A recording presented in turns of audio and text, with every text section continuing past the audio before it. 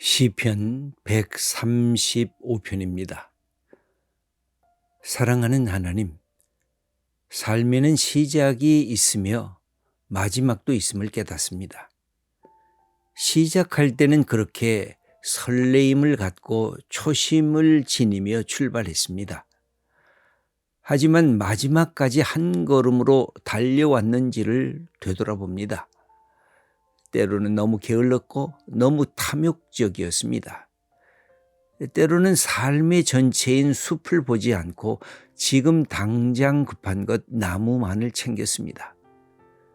그래서 우리의 삶이 때로는 무질서로 때로는 경직된 채로 시간을 낭비한 적이 많았습니다.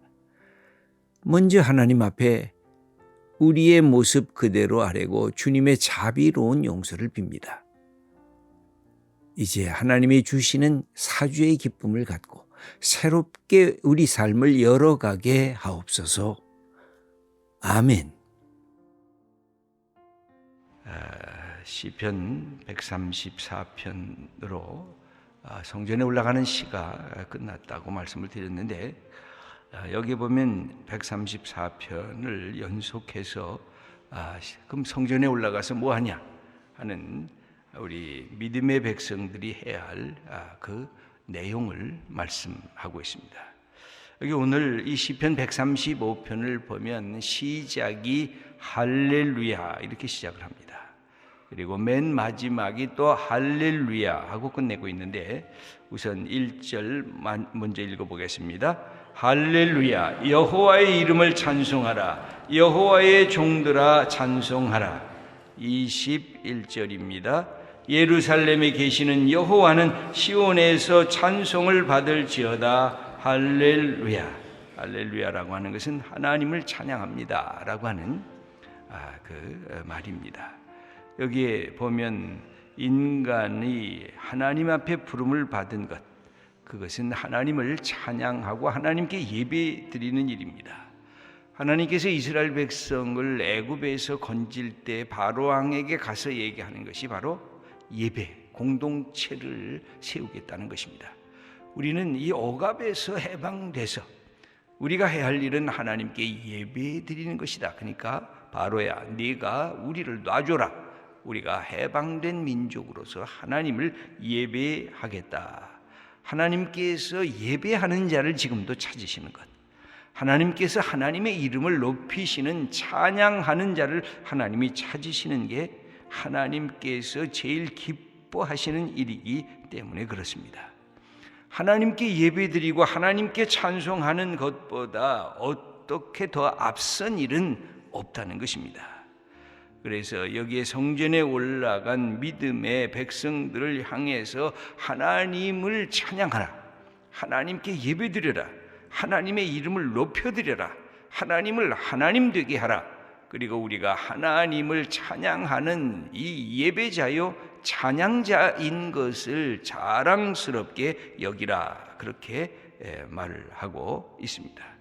그래서 1절에서 4절까지는 찬양할 이유가 있음을 얘기를 하고 있고, 5절에서 18절까지는 그러면 찬양의 내용이 뭐냐, 찬양할 때 그 찬양의 가사의 내용이 뭐냐, 왜 찬양을 해야 되는지, 하나님은 어떤 분인지 그 내용이 기록이 되어 있고, 그 다음에 이 19절에서 21절까지는 하나님께서 얼마나 찬양을 원하시고 계신가, 그러므로 우리가 하나님 앞에 나갈 때 하나님을 찬양하는 것입니다.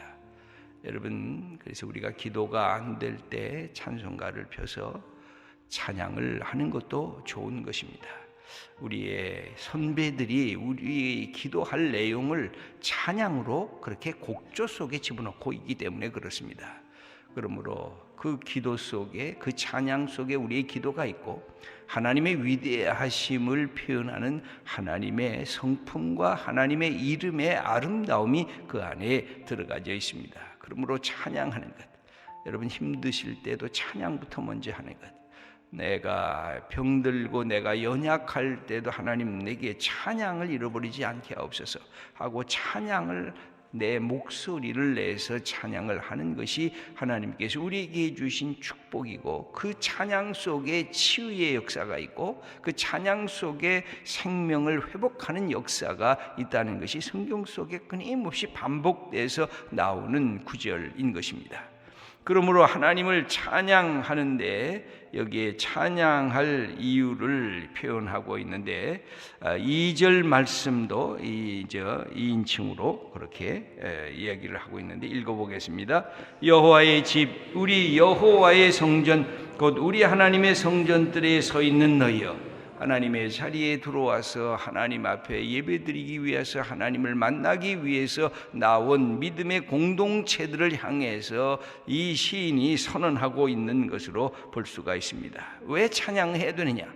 왜 하나님은 찬양 받으실 분이냐?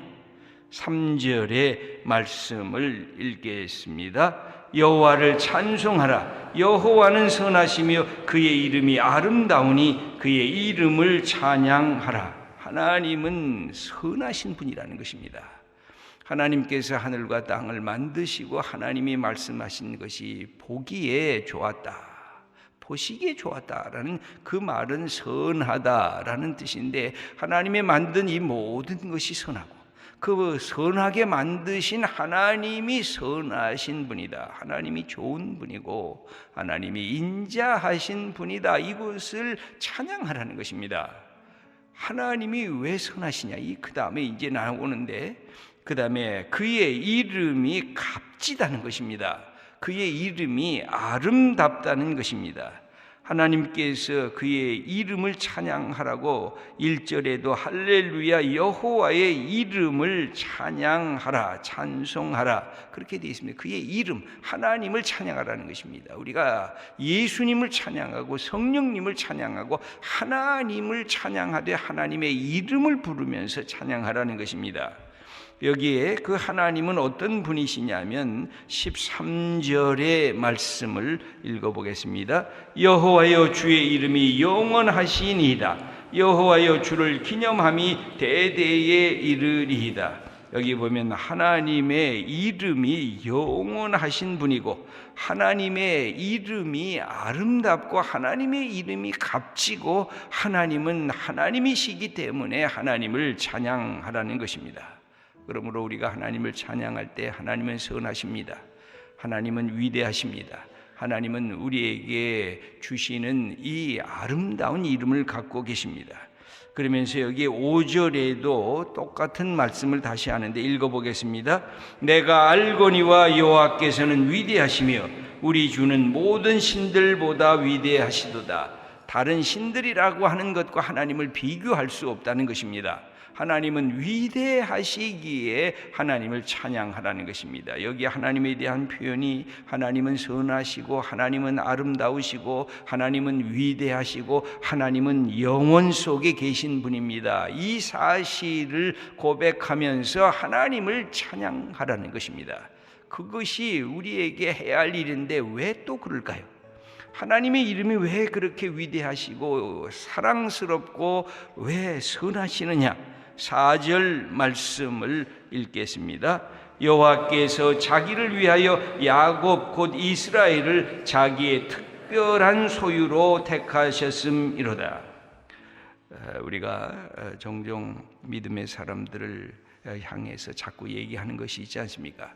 You are special. 당신은 특별한 존재입니다. 당신은 소중한 존재입니다. 여기에 하나님께서 이스라엘 백성을 택하시면서 보물처럼 여겼다는 것입니다. 여기 특별한 소유, 여기 영어 성경을 보니까 His treasured possession 이렇게 되어 있습니다. 값진 존재로 하나님의 것으로 만드셨는데 하나님이 사랑스럽게 여기고 귀하게 여기는 특별한 존재로 이스라엘 백성들을 택하셨다는 것입니다. 그러므로 너희들이 하나님의 위대하심, 하나님의 선하심을 찬양하도록 이스라엘 백성들을 택하셨다는 것입니다. 내가 나의 백성을 택하면 내 백성이 나의 이름을 찬양하도록 불렀다는 것입니다. 우리로 하여금 우리의 영혼이 하나님을 향해서 찬양할 수 있도록 하나님께서 우리를 특별한 존재로 불러주셨다고 하는 것입니다. 종종 우리는 이 부분들을 잊어먹고 살 때가 있습니다. 성경을 보면 하나님께서 이스라엘 백성들을 왜 택했느냐?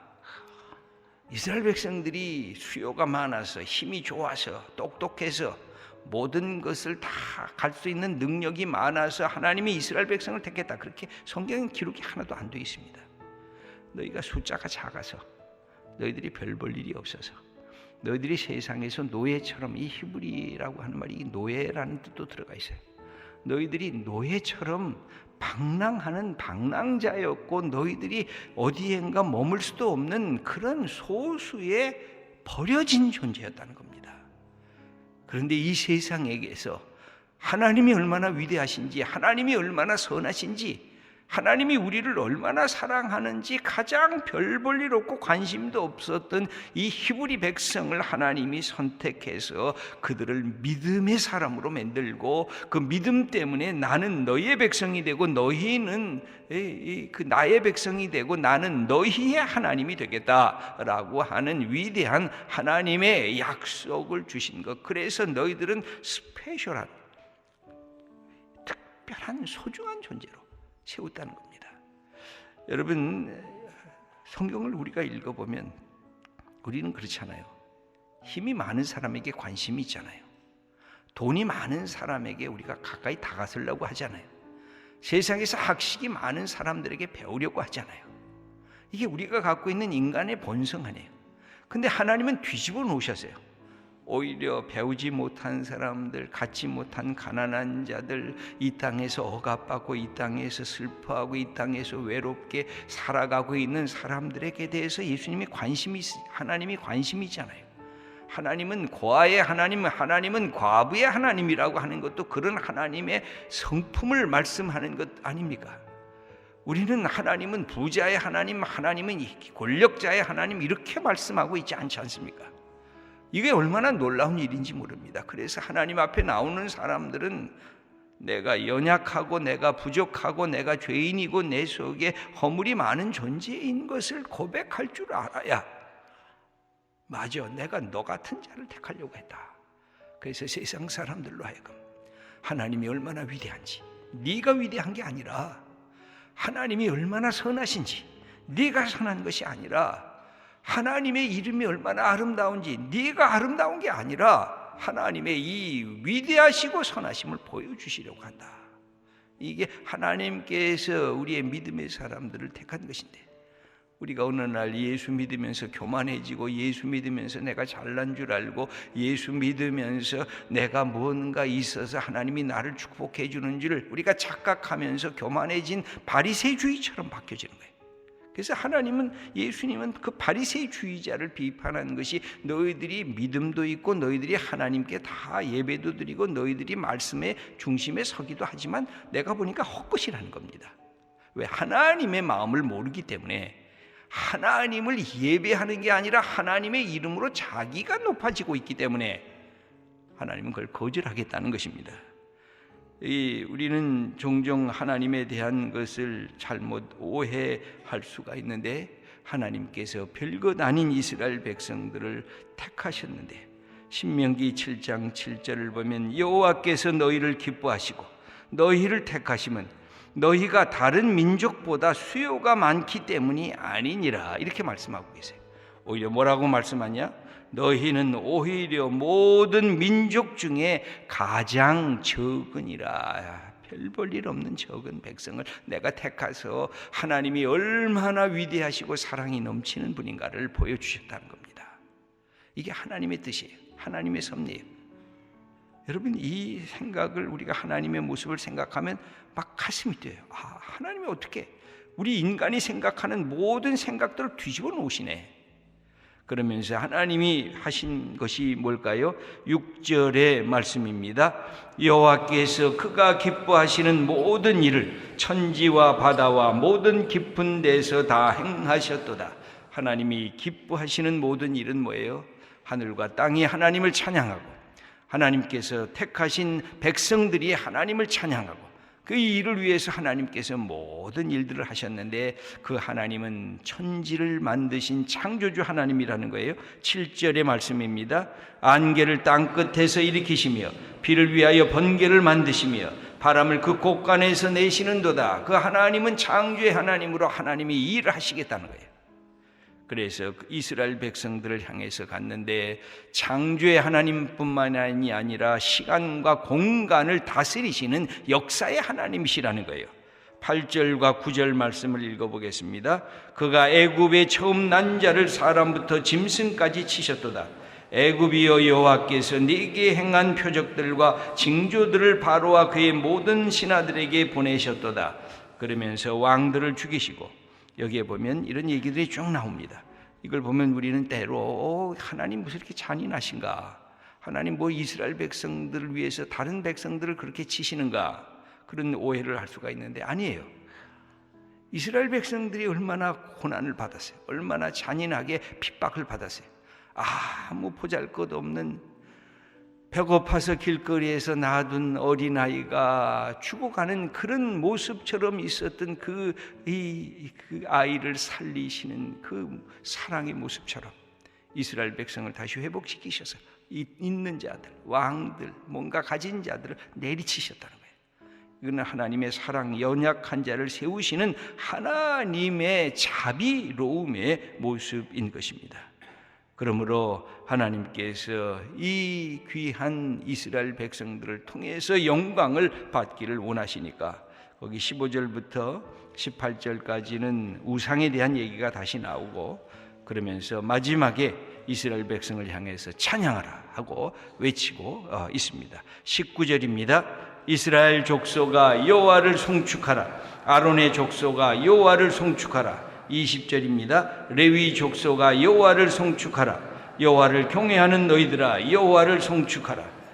그리고 21절입니다. 예루살렘에 계시는 여호와는 시온에서 찬송을 받으실지어다. 할렐루야. 하나님께서 연약한 자, 부족한 자를 택하셔서 세워주셨다는 겁니다. 여러분, 이것이 하나님이 기뻐하신 것, 하나님이 우리를 택하신 것, 나 같은 자를 통해서 하나님이 영광을 받으시는 것, 하나님이 예배를 받으시는 것, 찬양을 받으시는 것, 우리 한 분 한 분 이 하나님의 사랑하는 귀한 스페셜한 독특한 특별한 존재로서 부름을 받고 우리가 하나님께 드려야 할 것은 찬양과 예배라는 이 놀라운 사실을 오늘도 경험하면서 하루를 열어가는 주님의 자녀들 다 되시기를 축원합니다.